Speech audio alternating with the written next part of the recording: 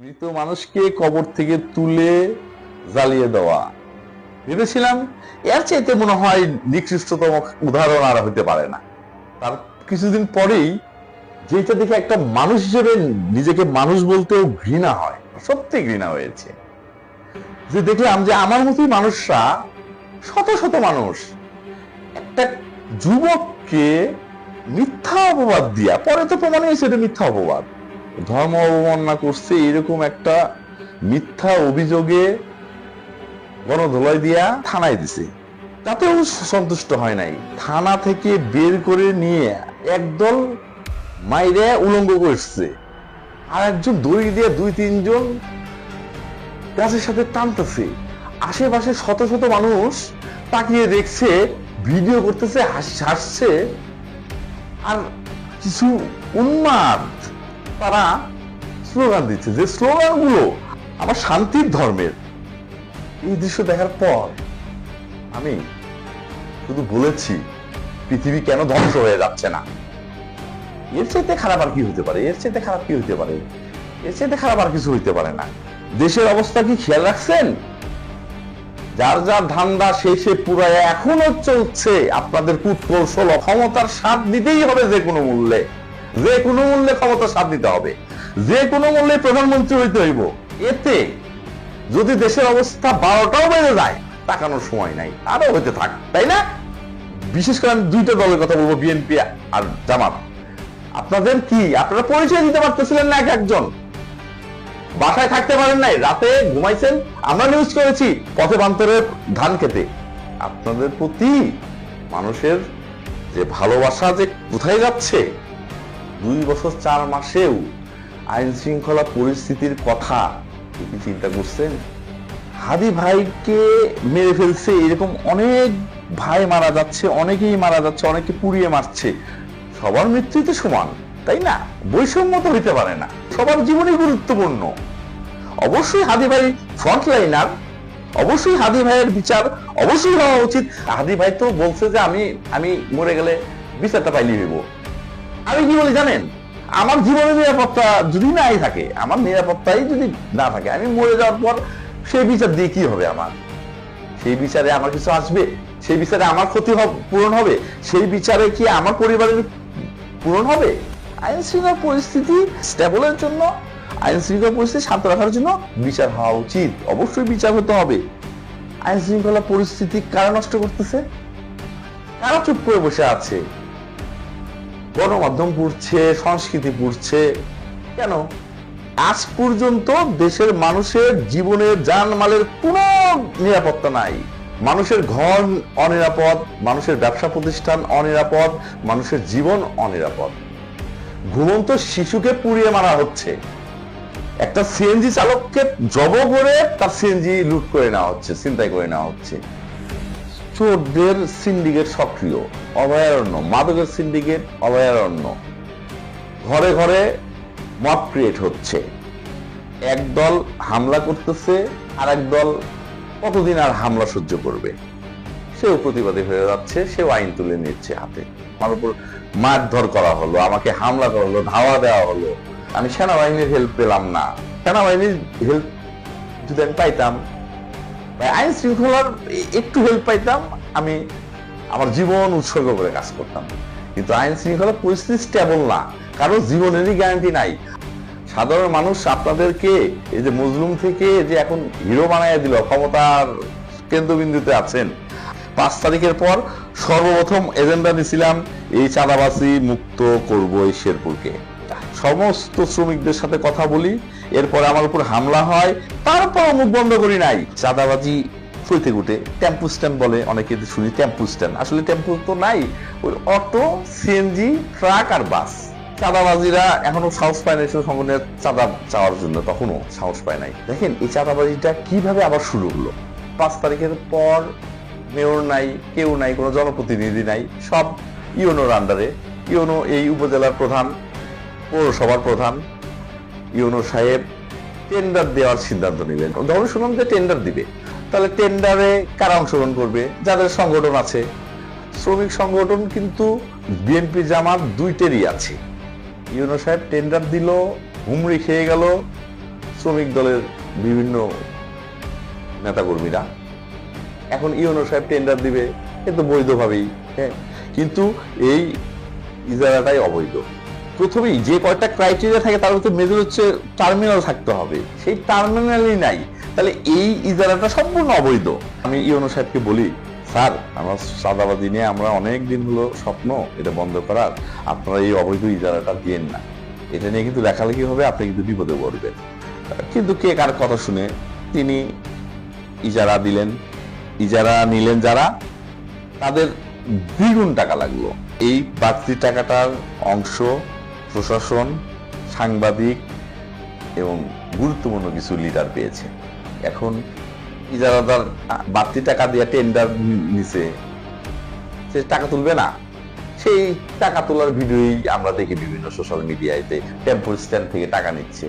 মানে ইউনো মানে তো বলা যায় সরকার। ইউনো সাহেব শুনতেন যে আপনার তো অবৈধ ইজারা, আমরা লিখলাম কিন্তু কোনো কাজ হলো না, কারণ প্রশাসনের কোথাও কোনো নিয়ম শৃঙ্খলা নাই, কোথাও কোনো জবাবদিহিতা নাই, যে যার মতো পারছে নিচ্ছে, গিলছে।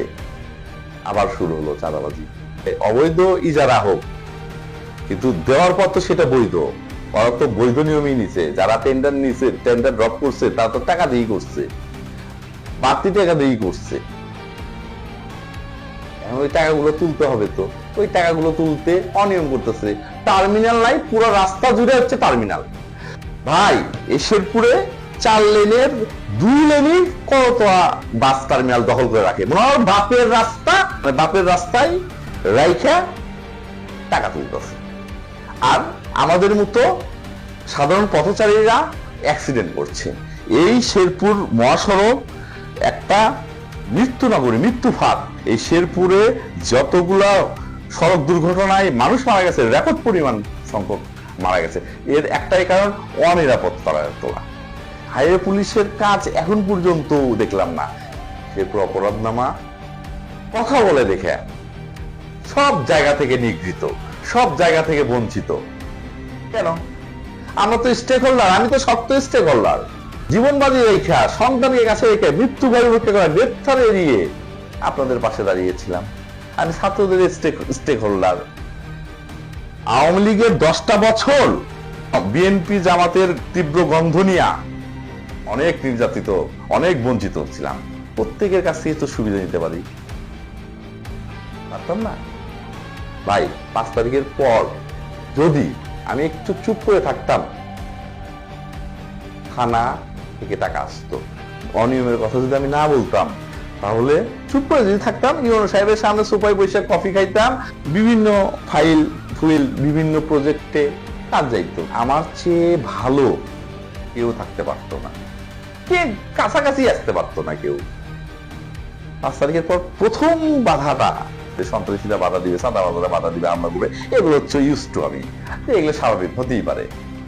সবচেয়ে বেশি মানে প্রথম ধাক্কাটা লাগে হচ্ছে যখন ছাত্র আন্দোলনে যাদেরকে সর্বস্ব দিয়া, সর্বোচ্চ দিয়া, শক্তি দিয়া, সর্বমেধা দিয়া সবকিছুতে হেল্প করলাম, তারাই আমার ক্যামেরা বন্ধ করতে বলল।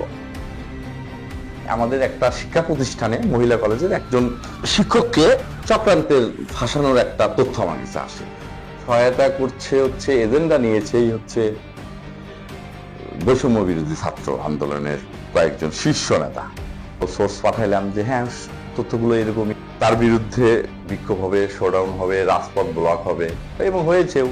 ঘন্টার পর ঘন্টা এই উপজেলা চত্বরের সামনে আর্মি এসেও সরাতে পারে নাই, এরকম সিচুয়েশন হয়েছে। আমার কাছে প্রমাণ ছিল, আমি কিছু ফুটেজ কালেকশন করতে গেছি, আমার ক্যামেরা বন্ধ করতে ছাত্ররা বলে। ওইটাও রিপোর্ট করতে পারতাম, কিন্তু আসলে যদি স্যাক্রিফাইস করে থাকি এদেরই করছি, যে এদেরকে এখনই বিতর্কিত করবো। বিতর্কিত কর্মকাণ্ড হচ্ছে চারিদিকে, শুনছি। বিষয়টা সন্তানের মতোই দেখছি।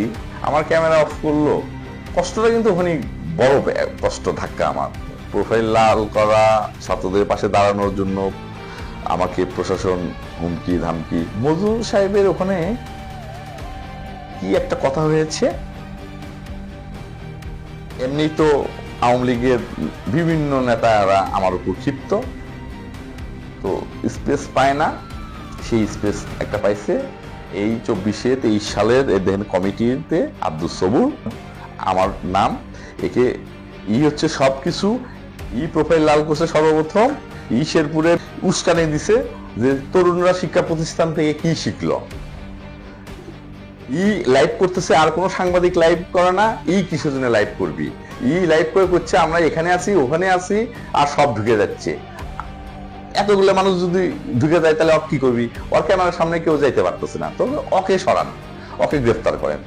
তাহলে আমার লাইভ বন্ধ করতে হলে আমাকে গ্রেফতার করতে হবে। এবং 3 তারিখে আমাকে হুমকি দেওয়া হয় এবং রাতে আমাকে বলে ওই শিক্ষক, যেটা মজনু সাহেবের পিএস হিসেবে নিয়োগ চাইছিল আর কি, মজনু সাহেবের খুব কাছের ছেলে, সেই শিক্ষকটা আমাকে বলে ভাই, মানে আমি অ্যারেস্ট সিগন্যাল দিল, মানে রাগিয়ে দিল যে আপনি লাইভ করেন না, লাইভ করেন। আমি আমার নীতিগত থেকে সময়ই কথা বলে, সময়ের পরিস্থিতিতে এই বিবেকের তাড়নায় নিয়ম ভেঙে কৌশলী হতে পারতাম, কারণ আমার আছে। কিন্তু সবকিছু ভয় ডর উপেক্ষা গ্রেপ্তার উপেক্ষা করে নতুন বিয়ে করছি, ঘরে আমার শিশু বাচ্চা। প্রশাসন থেকে আসলে একটা চাপ ছিল, প্রশাসন বলছে যে আপনি যদি এটা করেন, পদত্যাগ করেন, তাহলে আপনি হয়তোবা করবেন। আমি সেই তখনই মুখের উপর বলছিলাম যে আওয়ামী লীগের সাংবাদিকরা যদি আওয়ামী লীগ করতে পারে, আওয়ামী লীগের মূল কমিটিতে আসতে পারে, আমি কেন নই? আমাকে কেউ দিচ্ছে, আমি কেন উইথড্র করব? আমি কেন, আমাকে আমার ভালো লাগা থাকতে পারে না? আমি তাদের কথা শুনি নাই, আমি কেন শুনবো? আমি যা ইচ্ছা তাই করেন আপনারা ভাই, আমি প্রস্তুত আছি সে যে কোনো ফেস করার জন্য। আমি সেখান থেকে বেরিয়ে আসি, বাসায় এসে রাতে আমার ছেলে ঘুমিয়ে আছে, কেন জানি মনে হলো ছেলেকে একটু বুকে জড়িয়ে নেই।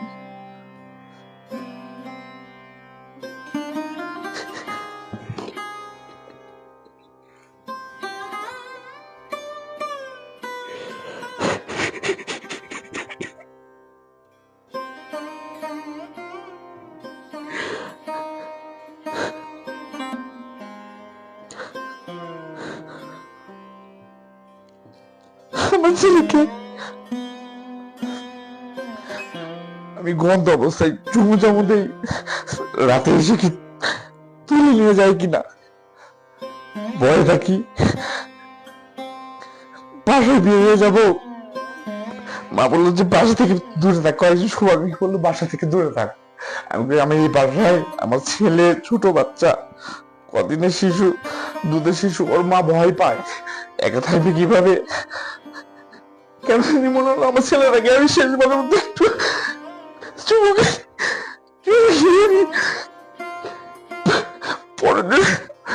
ছাত্রদের পাশে এসে দাঁড়াই, মিছিল করতে দিবে না, শারীরিক দিয়ে সব প্রস্তুত, লিখে প্রস্তুত, পুলিশ প্রস্তুত।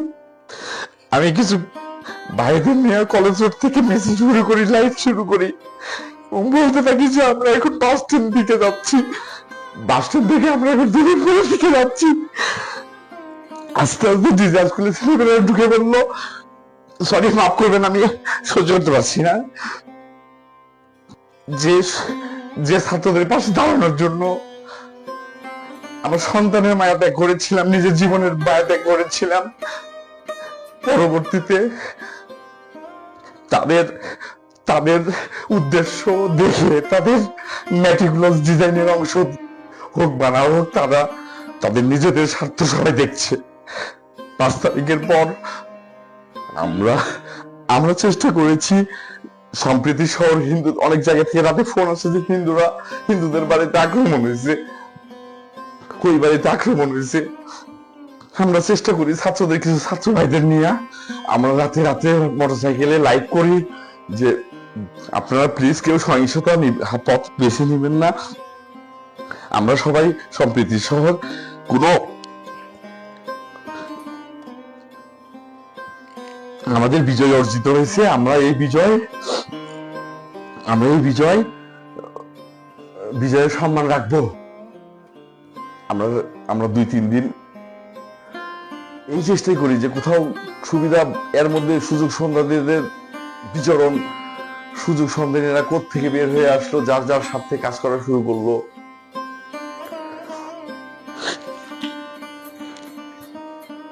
5 তারিখের পর প্রথম 2-3 দিন চেষ্টা করলাম দেশের পরিবেশ শান্ত রাখার জন্য যতটুকু পারা যায়। পুলিশিং কাজে হেল্প করা, ছাত্রদের সমন্বয় সবাই করে, সবাই অংশগ্রহণ করে, সবারই করে, সেগুলোকে অ্যাপ্রিসিয়েট করা। আমার কাজ ছিল যে ওরা কাজ করছে, আমি একটা জিনিস পয়েন্ট তুলে ধরা, যে এই জায়গাটা এইটা হোক, এটা হোক। হ্যাঁ, পরিষ্কার পরিচ্ছন্নতা, দেয়াল অঙ্কন। 3-4 দিনের মাথায় আমাকে আমাদের ওই সমন্বয়কের একজন, জিহাদ নাম, আমাকে ফোন করে, ভাইয়া আপনি মডেল মসজিদে একটু আসবেন জুমার নামাজে। আমি কই ঠিক আছে আসবেন। গিয়ে দেখি, আমি বুঝতে পারি যারা শিবিরের ছেলে পেলে, এবং সো হোয়াট,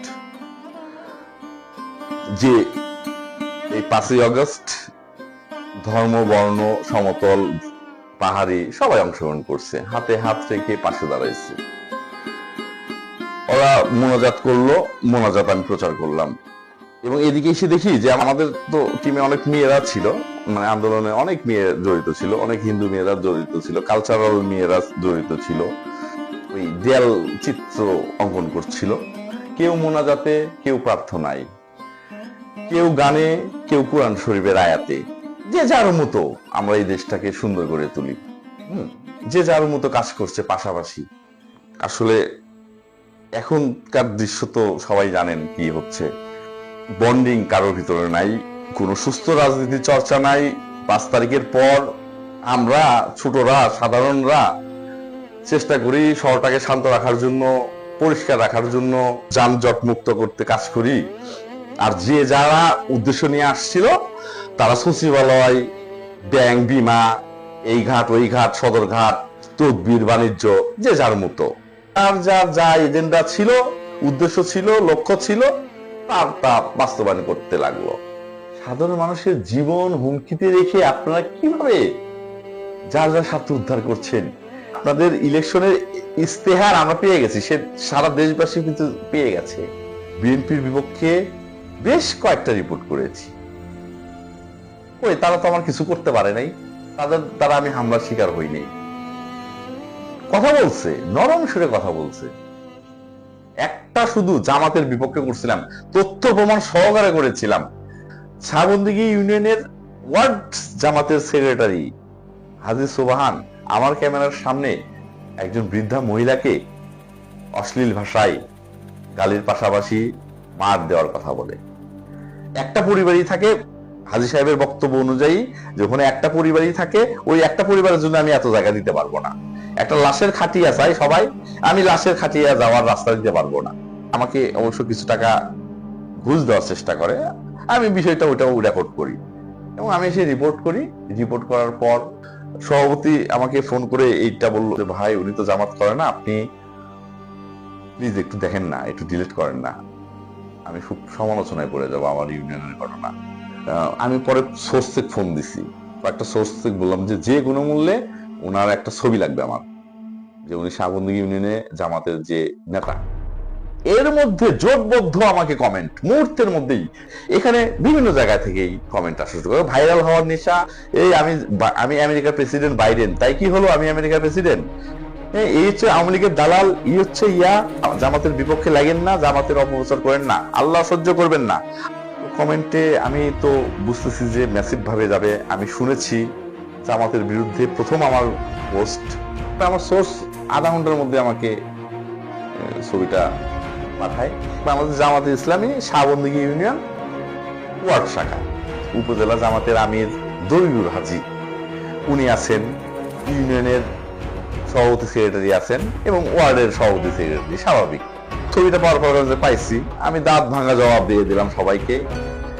এরপরে কি বললো যে, ভাই এটার পর তো আর কোনো কমেন্ট হওয়ার কথা না, কিন্তু ওই ইউনিয়নের জামাতের সেক্রেটারি উনি একদম মানে এগ্রেসিভ ভাবে, আক্রমণাত্মক ভাবে আমার বিরুদ্ধে নিষেধাজ্ঞা শুরু করলো।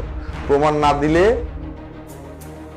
আমাকে দাঁত ভাঙ্গা জবাব দিবে, আমাকে রাজপথে ফয়সালা হবে, এবং তার পোস্টে সে জঘন্য ভাষায় আমাকে আমার উপর মব আক্রমণ করার একটা ঘোষণাই দিয়ে দিল।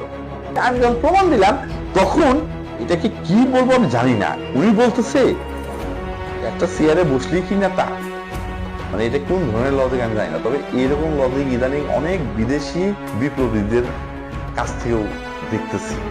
এইটা এত নির্লজ্জ লজিক, এইরকম নির্লজ্জ ভাবে একটা ফানিও বলবো না, ফানি লজিকও হইতে পারে না।